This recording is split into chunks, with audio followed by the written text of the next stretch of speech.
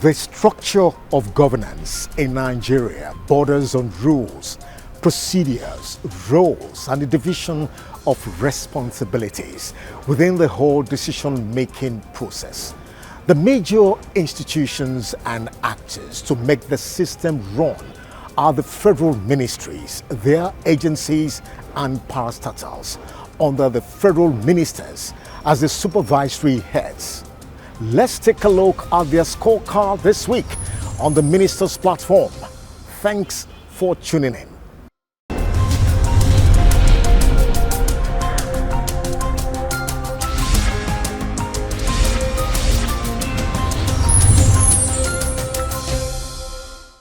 Let's get you informed with latest news developments across federal ministries, agencies, and parastatals on Ministry News.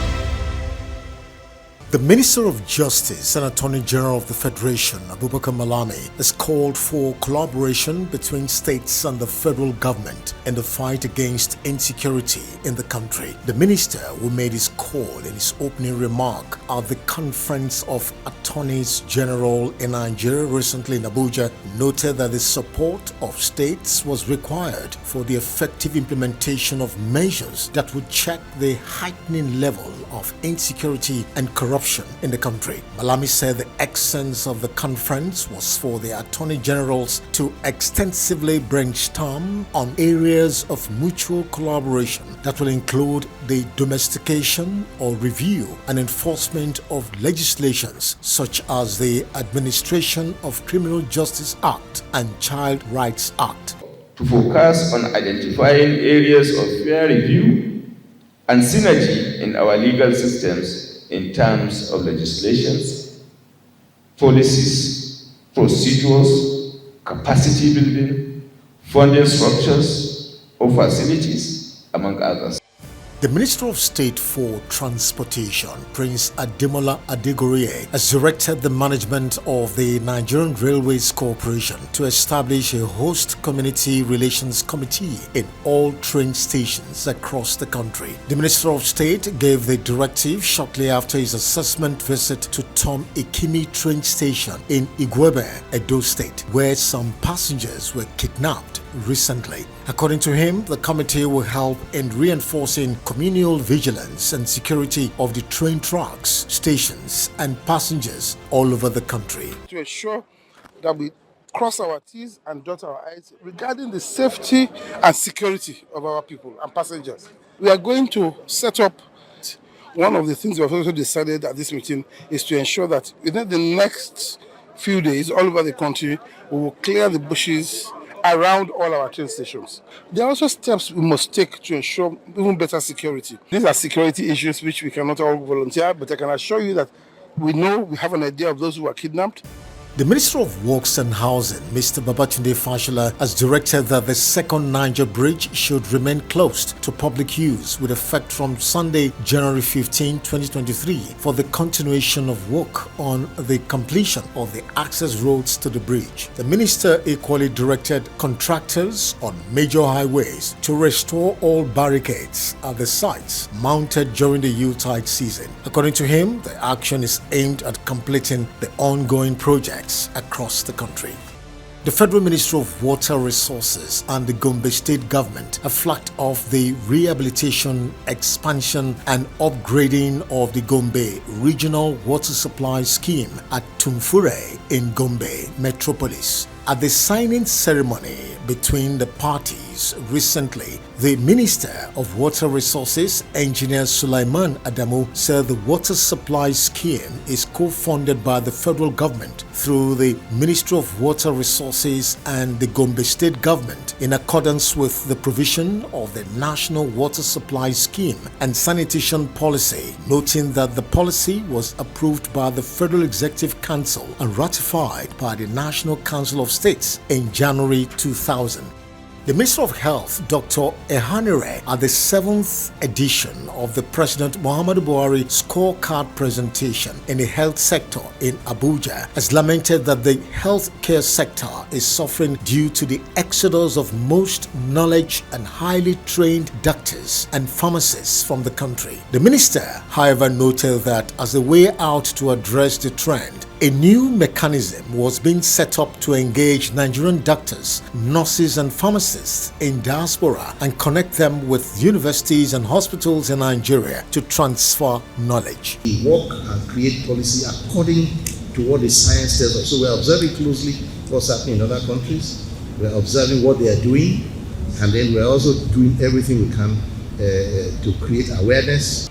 The Minister of Labour and Employment, Dr. Chris Ngige, Wednesday said the federal government was already addressing the grievances raised by members of the National Association of Resident Doctors, NARD. The minister noted that the demands and complaints contained in the association's letter were already being taken care of by a committee involving the Ministries of Health, Finance, and the Salaries, Income and Wages Commission. The Federal Ministry of Agriculture and Rural Development has given meat dealers in the country till May 29, 2023 to adhere strictly to modern meat haulage protocols. The Minister of Agriculture and Rural Development, Dr. Mohammed Abubakar, gave this directive at a national stakeholders workshop on meat hygiene and distribution of refrigerated meat vans to Butchers and Meat Sellers Association in Abuja. The minister expressed concerns over the nation's meat haulage processes that have caused huge loss of money in foreign exchange and limited Nigerians' full participation in trade of most agricultural commodities outside the shores of the country.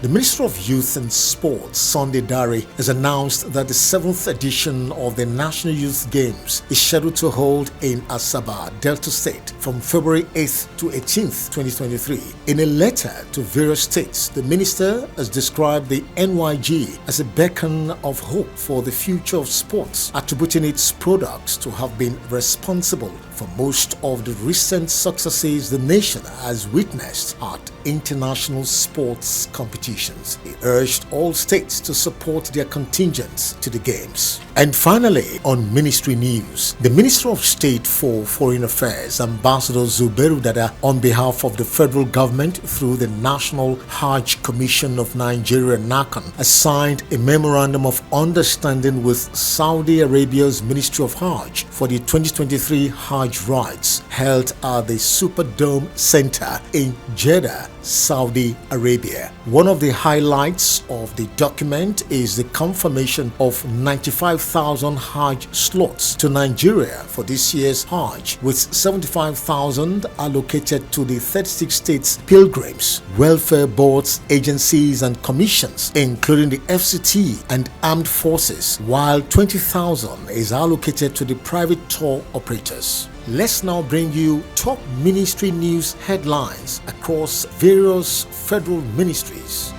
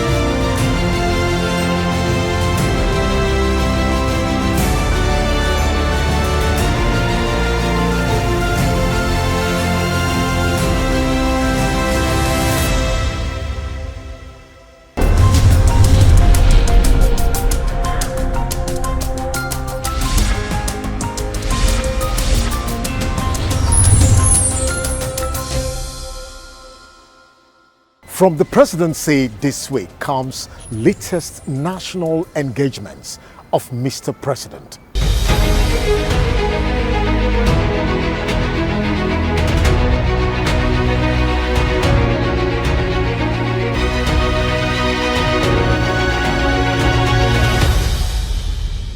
President Muhammadu Buhari has brought to the notification of Catholic bishops during a visit to him in Aso Villa, Abuja, that Boko Haram was a fraudulent plot to destroy Nigeria. He said the state of insecurity in the country has improved significantly and that the gains recorded will be further consolidated before he leaves office. He told the bishops that his government will continue rebuilding infrastructure in parts of the country affected by insurgents' attacks. The question of insecurity is the most serious one, because unless a country or an institution is secured, it cannot be managed.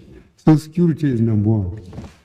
And what is happening elsewhere in the world showed that Nigeria hasn't done badly. I know you have as much problem as the government itself trying to manage the institutions under you. I wish you both of us the best of luck. President Muhammadu Buhari on Wednesday assured Nigerians that the forthcoming elections will hold as scheduled. The president stated this while receiving the executive members of the Catholic Bishops' Conference of Nigeria at the State House, Abuja. The president said the dates for the general elections fixed by the electoral body are sacrosanct and urged that all should support INEC and work towards peaceful, credible and fair elections. President Muhammadu Buhari has expressed his anguish over the death of 7 personnel of the Nigeria Security and Civil Defense Corps who were ambushed and killed by bandits in Kaduna State while on official duty. The president, in a statement through his media aide Garba Shehu Thursday, described the loss of the NSCDC personnel as a tragic event and saluted the courage of the men who gave their life to the nation. The president, however, directed the armed forces to seek the bandits who inflicted the casualty and make them pay the price. President Muhammadu Buhari has observed that having tasted both sides of the divide, constitutional democracy is better than military rule. Speaking on Wednesday when he received a delegation of the Universal Peace Federation at the Presidential Villa, Abuja, he recalled his experience with both military and civilian rule, submitting that multi-party democracy is the best system. On the peace summit being planned for Abuja to bring all African countries together before the end of his administration, President Buhari pledged Nigeria's support through relative resources to help in establishing neighboring countries. I'm impressed with the interest you have taken in Africa and so much of the knowledge you have acquired. I think it's a genuine interest, and we are prepared as much as possible relative to the resources and we have now to get involved in stabilizing all the regions. President Muhammadu Buhari has finally signed into law the Mental Health Bill 2021 after 2 failed attempts at overhaul in 2003 and 2013. The bill, which was harmonized by both the upper and lower chambers of the National Assembly in 2021, is the first legislative reform adopted in the field since the country's independence and will also replace the Lunacy Act of 1958. In a joint statement, a civil society organization, Nigerian Mental Health, and other campaigners commended the president for assenting to the bill, noting that the bill will establish human rights projections for those with mental health. And finally, from the presidency, President Muhammadu Buhari has approved the reconstitution of the Governing Council of the Nigerian Institute of Social and Economic Research and the Center for Management Development. The approval was announced in a statement issued by the Director of Information, Federal Ministry of Budget and National Planning, Folashade Boriowo The statement noted that the announcement was in preparation for the unveiling of both governing councils by the Minister for Budget and National Planning, Clem Agba, at a date to be announced in due course.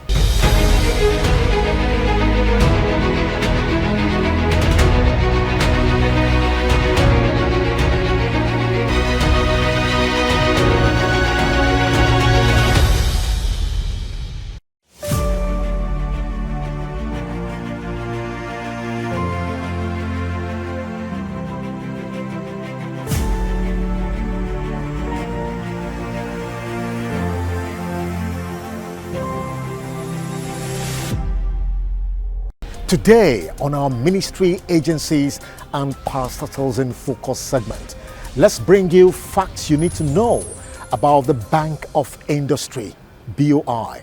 The Bank of Industry is a strategic agency under the Ministry of Finance. It is co-managed by the Central Bank of Nigeria. It is Nigeria's oldest, largest and most successful development financing institution. BOI was reconstructed in 2001 out of the Nigerian Industrial Development Bank, NIDB Limited, which was incorporated in 1964. The bank took off in 1964 with an authorized share capital of 2 million. The International Finance Corporation, which produced its pioneer chief executive, held 75% of its equity, along with a number of domestic and foreign private investors. Although the bank's authorized share capital was initially set at 50 billion naira in the wake of NIDB's reconstruction into BOI in 2001,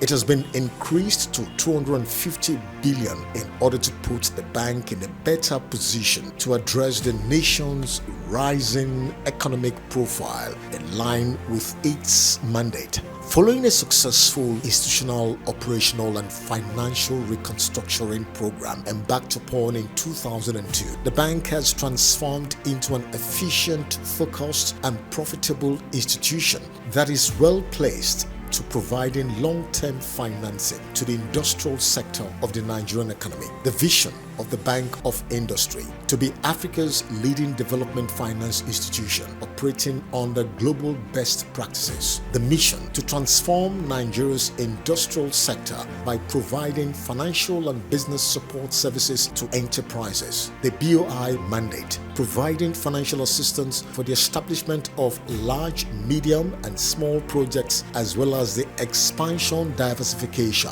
and modernization of existing enterprises and rehabilitation of existing ones. These are the core values of the Bank of Industry: quality service, professionalism, passion, integrity, resourcefulness, innovation, and team spirit. The bank is under the able leadership of the Managing Director, CEO, Mr. Olukayode Pito, Investment in Corporate Boards and Business Development Services.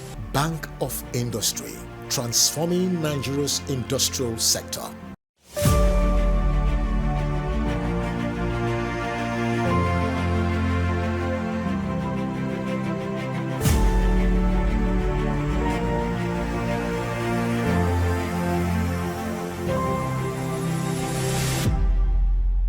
The fact that there are no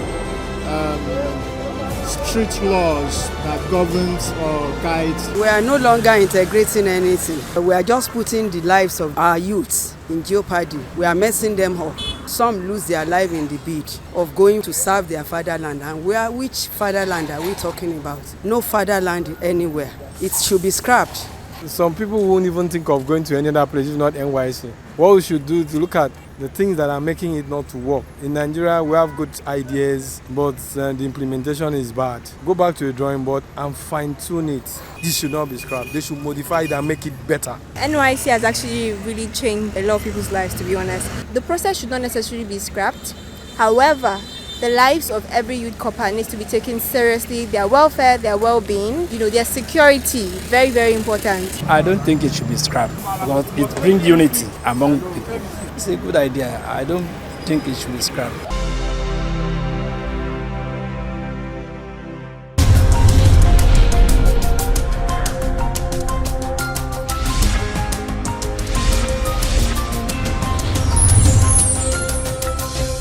On the minister's platform, governance is serious business. We think good governance. We preach accountability. Join us again next week for another experience. Thanks for watching.